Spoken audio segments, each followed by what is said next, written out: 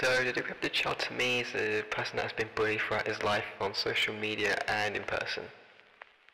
This kind of represents me back in secondary school. I don't know what you call it in America. This entire entity is just a force who can't be messed with anymore.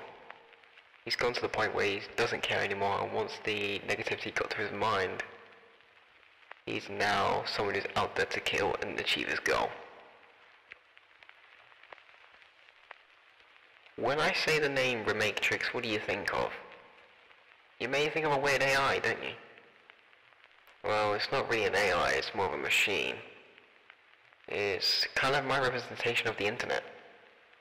Negativity can be fed through lies or just, people trying to, attention seek. This is what the Rematrix is. In the story, it just, creates game characters, brings them to life and egos, brings out the negativity in everyone.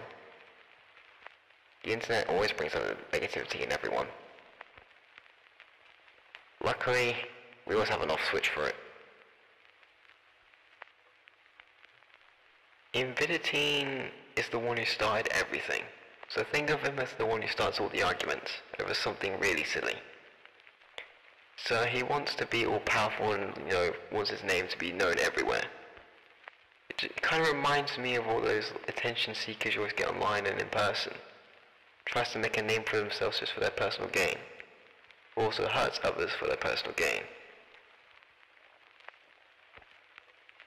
The hybrid is a combination of humans, machinery, and I guess somewhat animals. Kind of the inner beast that represents everyone.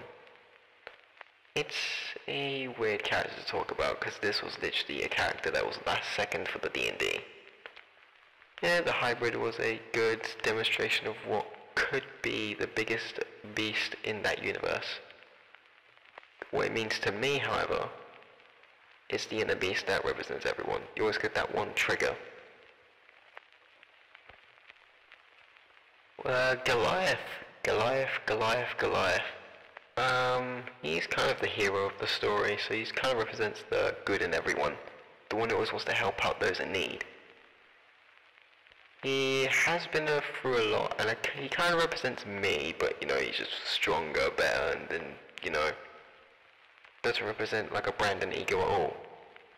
You always get those other egos like D.A. Fright and all that lot, but, Goliath's unique.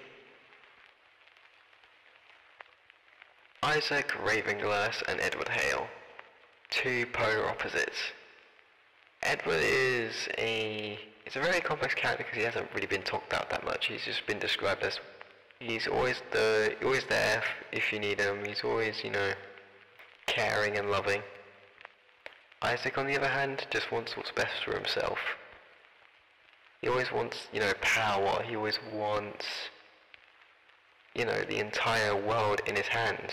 He wants to take over everything. Kind of like a genocidal maniac. Havocom.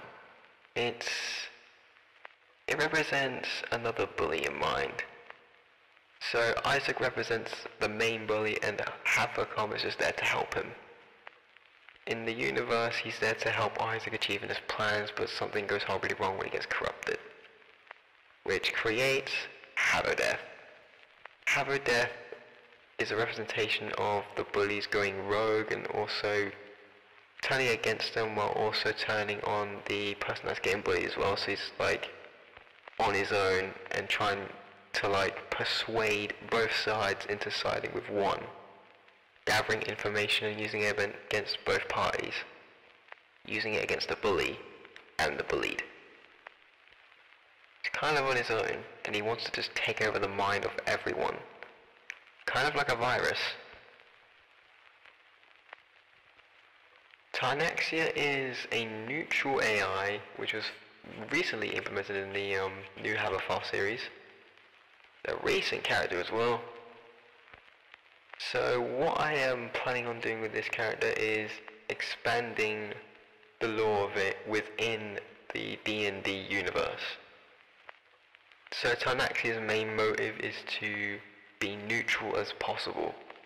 Wants to help in the decrypted child's plans, but also doesn't want to go overboard and try and wreck everything.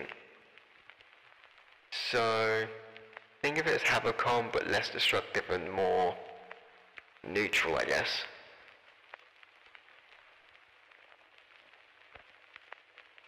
Tobias is the human assistant to the decrypted child. He is the lead scientist, and once ordered to do so, he will send out scientists around the Unchained Wasteland to find new materials and new artifacts to help the decrypted child succeed in his plans. He represents the one who's always trying to be on top, but can't be on top at the same time. He's kind of trying to overtake the decrypted child, but within secret. But he also wants to help him so he can achieve his goals in overtaking him. Let's just say it doesn't end too well when you get further into the series.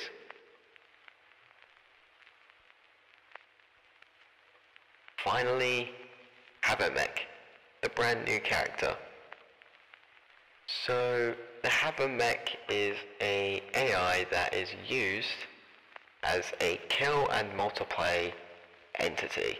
So it kills and it multiplies the same person it had just killed.